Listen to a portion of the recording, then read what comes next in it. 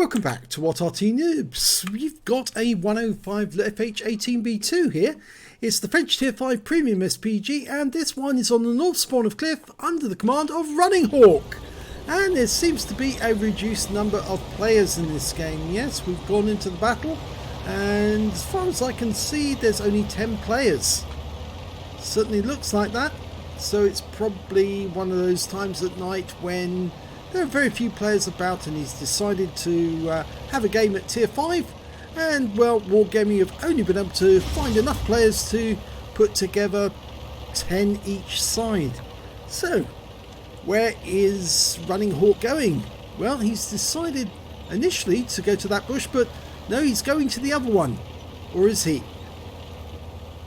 Well, he's being very sneaky. He's actually moving up on the Western Pass, and he's not actually staying in the bush at all. He's going to stay in the open, and that's because there's so few enemy targets out there. It looks like most of them are staying in the open too, or at least they're only using basic cover. Now, there was a RAM 2 in that spot, but it looks like he moved on because that shell fell and there was no damage. Okay, he's loaded, going for the M8A1, not fully dialed in yet, takes a few seconds to dial in. He fired that snap and again missed the target, I'm afraid. You really have to let it dial in on the target before you get an accurate shot. That Churchill 3 is in cover, so he's not going to get any damage on that one. Not in that spot. Okay, he's looking around for another target to hit, and there's two that he can hit. There are a T80, a 14, well, two 14 TPs. He's dialing in on the T80. Just misses him. We're down 2 tanks at the moment. This is not looking so good, and that 14 TP's got behind enemy lines. But he wipes out the T80 with one shot, and now he's going to try and hit that 14 TP before we lose sight of them. He just moved in time. Okay, he's dialed in, just trying to get it on target. No, you've got to anticipate where the target's moving and fire the shot. When the vehicle's facing forward, always aim ahead of it, because it's more than likely going to move straight forward. The only exception, of course, is if a tank is backing away because he's under fire, and then you don't have to aim forward, you aim behind it. Now he's got the Ram 2 because he's moving forward at great speed towards our M8A1. Fire another one in, yeah, another direct hit. This one tracked him, but he's still firing with that fast firing gun. Next round should kill him. It does. But we lose the M8A1 on our team to the Churchill 3, and the Churchill 3, well, he's moving forwards, but he's getting behind those buildings because he knows they'll give him cover. But the view range on our Arty is actually 390 meters, and that means that he can probably see the Churchill before the Churchill sees him. He's firing blind shots in there at the moment, but it's decided to back up just in case, get into some cover, and that should allow him to get the drop on the Churchill. His reload time is about 7.85 seconds. I can see it there when he was in standard view. He's still trying a few blind shots. There's the Churchill. Now he's been seen and he's firing rounds out. Oh, well, he's being hit repeatedly. Next shot will kill him. Oh, he's bounced around, and that kills the Churchill. But he's going to have to move from this position, yeah, because enemy Arty knows where he is now. And the enemy Arty is a birch gun, which has got virtually an unlimited supply of ammunition. Well, almost. Can keep firing the entire battle long and not run out of ammo. Well, there are still 5 enemy tanks. There's 2 DW2s, 2 M8A1s, and a birch gun. There's one of the M8A1s. Went round the cliff, and he's facing one of our DW2s. And, well, it looks to me like Running Hawk is going to try and move up on the Western Pass. Our guys seem to be quite strong over the other side of the battlefield, but there's an M8A1 somewhere near the Western Pass. Oh, he's been spotted. He's actually going up the ramp now. So let's see if Running Hawk can get rounds into that M8A1. You notice how he scrolled out the aiming there. He didn't need to do that. You can use a right click on the mini mouse and you can aim there straight away. Just missed the M18-1.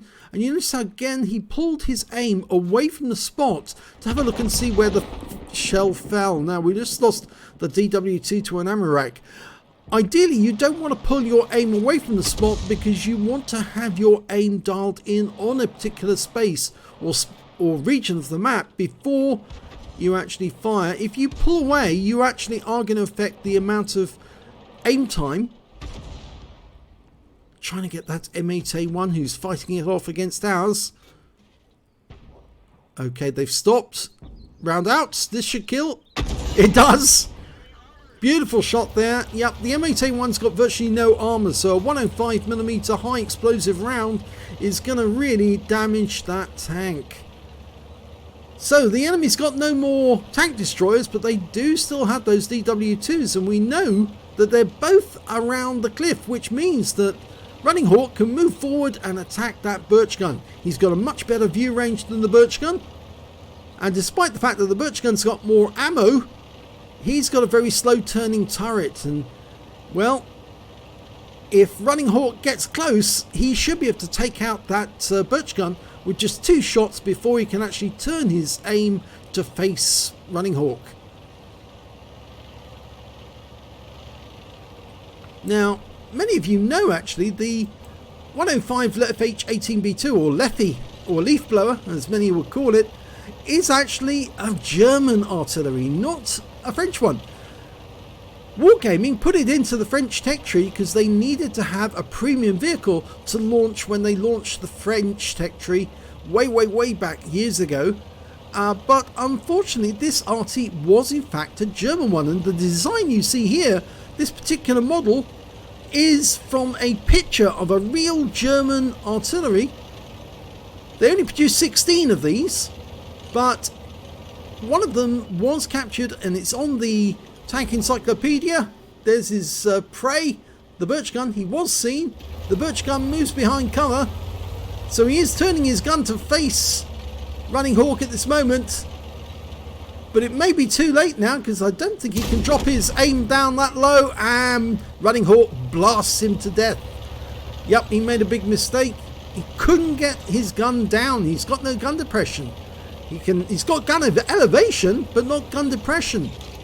And now Running Hawk has got the enemy cap area, which means those DW2s who managed to wipe out both of our DW2s are now faced with a predicament. Do they come back to their own cap, or do they go around and try to get to our cap?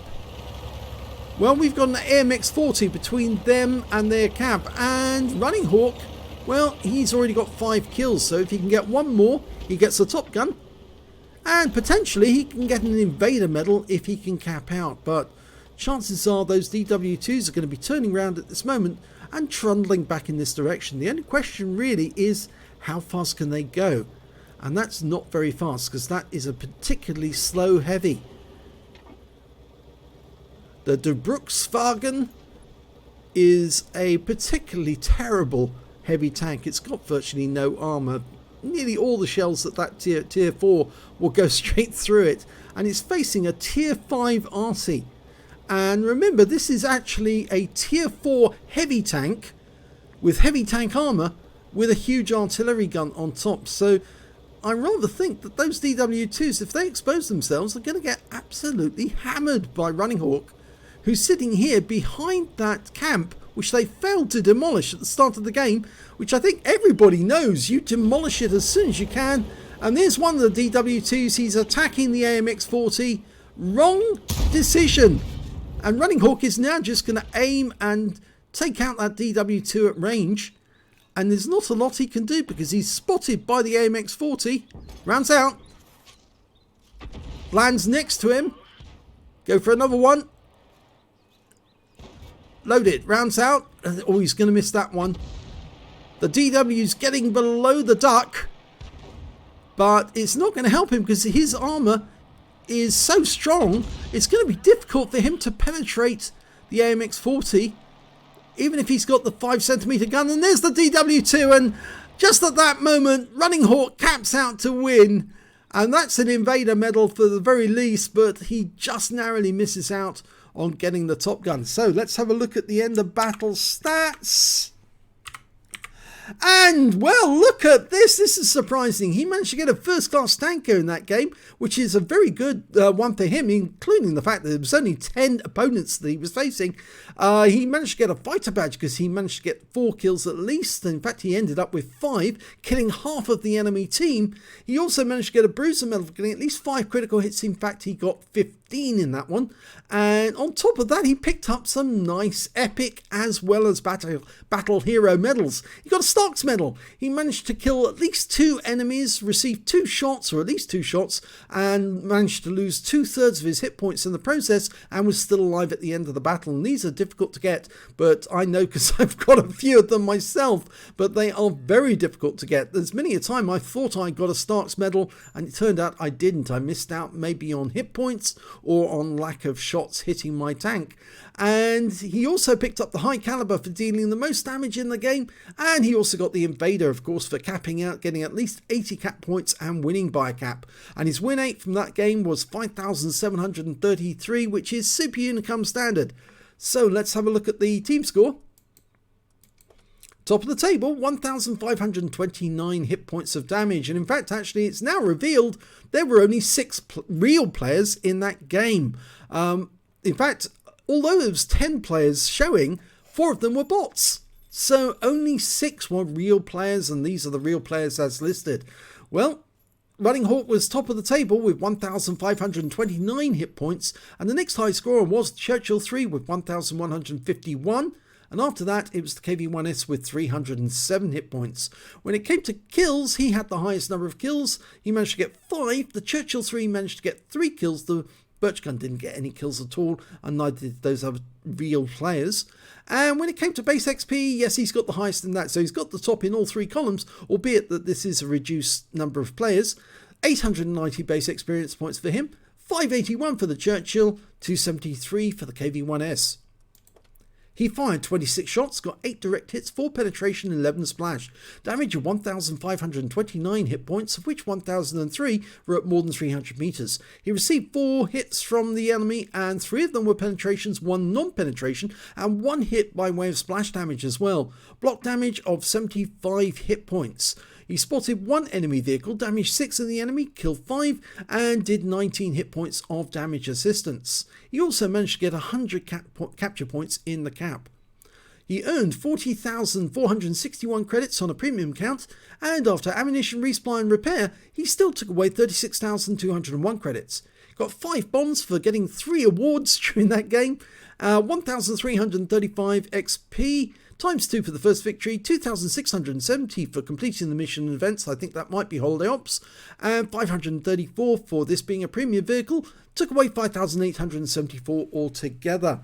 Now the surprising thing is, those 2 enemy DWs right at the end, he did damage one of them, so we can see here, he did get 30 hit points off one of them. They were both bots. And so it's a bit sad that he couldn't kill them, because it would have been nice if he'd come away with a top gun as well. But never mind, they were acting rather strangely towards the end of the game, I did think. If they'd been real players, they probably would have rushed back to get a reset. But the fact that they went forward to try and get to the cap obviously indicated that the bot program wasn't good enough to actually realise that once somebody's capping, then there's a very good chance that you can get an epic medal for getting the reset, the defender. And yes, they made a bit of a mistake, a bit of a boo-boo there. The program isn't quite good enough just yet, but that was good for Running Hawk because it means that he won the battle. Basically, he almost won the battle single-handed because, well, his other teammates didn't do that much in the way of killing the enemy. He was the one who was solely responsible. There was a few bot kills in there. Obviously, 5 bot kills, or was it not 5 bot kills? 8 bot kills. 3 bot kills, sorry, because there was 10 players and he managed to get 5 kills. There was still 2 enemy tanks left at the end of the game. So yes, there was 3 bot kills on that team. And well, on this team, there was 2 left on their team, and only one of the players managed to get 3 kills. So that means that there were also 3 bot kills on their team as well. Or at least I think that's right, is it? Or is it 5 bot kills? No, it's 5 bot kills, isn't it? Because if you 5 to that and there's 2 at the end, yes, 5 bot kills. Would you believe it? Well, it's the battle of the bots on Cliff in the Fifi, and yes, it was a bit of a surprise, wasn't it, to see a bot battle on the NA server. But well, we've seen them on the SEA server before, or certainly on the Australia server, so I'm sure we'll be seeing them again sometime when there's few people on that server at that time of night. So if you enjoyed that replay, please give this video a like and do subscribe to our channel, and thank you for watching.